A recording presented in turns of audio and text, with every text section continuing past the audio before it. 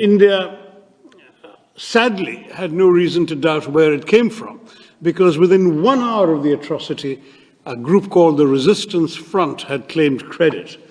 The Resistance Front was known for some years to be a frontal organization of the banned, proscribed Lashkar-e-Taiba, which is on the US designated terror list as well as the UN sanctions committees. And India had gone to the UN Sanctions Committee with information about the Resistance Front in 2023 and in 24, and now sadly it had acted in 25. They repeated their claim the next day until, of course, global condemnation, I think, woke their handlers up to the dangers as represented, and then they deleted their claim on the third day. But by then, the claim had been made, recorded, registered, and reported. And for us, therefore, the culpability lay not just with the 4 or 5, we're not 100% sure, evil killers who came to Pahalgam and did this atrocity, but also with those who had sent them, financed them, equipped them, trained them, guided them into doing this. And since we knew where Lashkar-e-Taiba is headquartered, it has its not just a safe haven, but a rather generous 200-acre campus in a city in the heartland of Pakistani Punjab. We also knew where the responsibility lay. Sadly, Pakistan chose to follow its usual path of denial. In fact, Pakistan, with the help of China, succeeded in removing a reference to the Resistance Front from the resolution of condemnation that was drafted in the Security Council, the press statement actually, not resolution, in the Security Council of the UN 2 days later. But though the name was not mentioned, it was, as I said, a matter of public record, and we knew what was happening. India replied immediately that we would not let this go unanswered.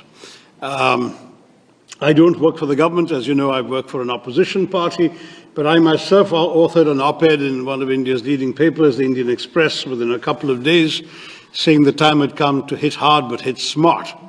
And I'm pleased to say that's exactly what India did.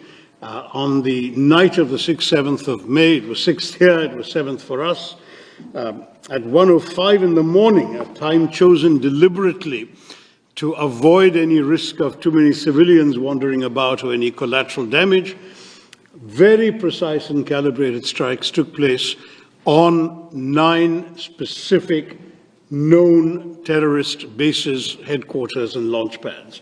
Those included those of the Lashkar-e-Taiba in a place called Muridke, those of the Jaish-e-Mohammed, the organization that is responsible, amongst other things, for the murder of Daniel Pearl, some of you knew in New York, and others, Jaish-e-Mohammed in Bahawalpur, and in Muzaffarabad, which is in Pakistan, the Pakistani-occupied part of Kashmir, there were no less than 3 different terror organizations which had their bases there, Harkatul Ansar, Harkatul Mujahideen, others. And so India sent a clear message, number one, that it was not going to take terror lying down, it would answer, but equally that by delivering very precisely calculated, calibrated strikes on very specific targets, it was also sending a message that this was not meant to be the opening salvo in a protracted war, but just an act of retribution, that we were prepared to stop with that act. In other words, not just in other words, it was officially conveyed. There is a regular hotline between the 2 Directors General of Military Operations.